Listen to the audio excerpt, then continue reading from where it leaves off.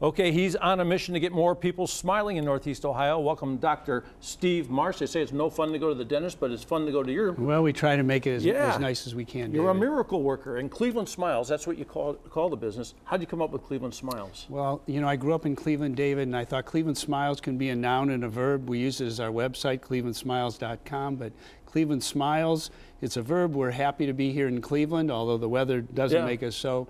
And Cleveland Smiles, that's what I want to work on, try to keep everybody smiling the best we can. And you know, there's a lot of people out there that would like to smile, but they're a little self-conscious about it, so that's something you take care of. And it's interesting, how did you take this as your career path to become a dentist and do this? First of all, I have to tell you, I'm the fourth of 4 kids. My 2 older sisters became teachers, and they went to Michigan. I know it's this week we can say it. My brother and I went to The Ohio State University. He went to medical school. I went to dental school. My dad was a dentist. My mom was a teacher. And quite frankly, doing segments like this allows me to combine both my mom and dad in terms of their love for teaching and dentistry. After Ohio State, I spent 3 years in the Air Force as a captain and as a resident. My wife is also a dental hygienist, and then I went into practice here in Cleveland, and Cleveland Smiles has been what we've been dedicated to. You're right over there in the corner of Brainerd and Cedar, and I see that parking lot full all the time, so something must be going on right over there. Well, there's a lot of us in that who all do pretty nice work, David. Yeah, and speaking of your work, let's take a look at some of your work. You've got some examples here. This is Fred, and talk about a before and after. Yeah, so one of the things I've had the experience of taking care of a lot of people who over the years maybe let their teeth go. Sometimes it's a matter of time, sometimes it's a function of dollars as well. He came in, he said, you know, I'm in my 60s, it's about time to do my teeth. Sometimes the wives bring them in, their spouses. It can be the other way around.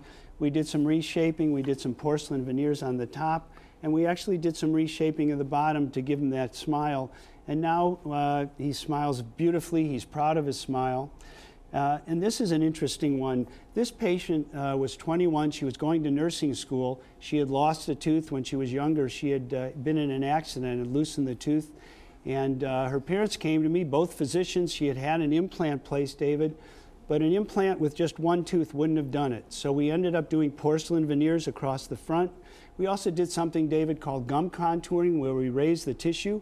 We do it right in our office. We use a diode laser.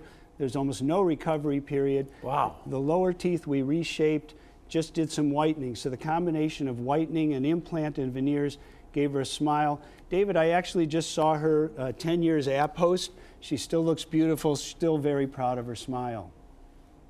And I love this Lisa. So Lisa came to me with her mother, and they came in about 6 weeks before her wedding. Her mom said, in a sense, we don't give dowries anymore, but I want her to have a beautiful smile. They had taken engagement pictures. She wasn't proud of her smile. She had the space that was in the family. She wanted the space closed. Didn't have time for orthodontics. So again, by reshaping the teeth, David, using 4 porcelain veneers, we were able to give her this smile. And I have to tell you, after the wedding, Lisa sent me pictures. She said, I wouldn't have smiled the way I did without these. The groom should have come over and give you a kiss. Right, and fortunately he didn't, David. Not that there's anything wrong with it. Meanwhile, so Warren came to me 6 weeks ago, and with his, so people don't just get married in their 20s and 30s. Warren is in his 70s. He was widowed, as was his wife, and they came to me and she said, I love Warren. He won't smile, he's very friendly, but he's ashamed of the way his teeth look. So we made a treatment plan, David. We also did a wax prototype because we wanted to show him what we thought we could do. Again, with a combination of some crowns and veneers, gave him a beautiful smile, just reshaped the lowers. She said he is a different person. So she said, I'm very proud of him, and he's comes to me with a smile, and she said, I look across the table at him every day, and I'm so proud of what you did. We only have a couple seconds left, but I just want to say that I know you've done a bunch of celebrities and people's names you can't mention, but I think what's really great about your work, just looking at that and talking to you a little bit, is when people, like I see people out west, they go to the dentist, and they get different teeth, or I see people go to different dentists and stuff, and they come back and their teeth are like, you know, blinding white, they're as big as ice cubes, and it doesn't look normal, but every one of those pictures look like what God wanted to give you. Well, thank you, and that's what we strive for. We want beautiful, we want proportionate, but we want something that looks very natural. Thank you for acknowledging that. Yeah, very nice stuff. Hey, guess what? More New Day Cleveland continues right after the break. Dr. Marsh, Cleveland Smiles.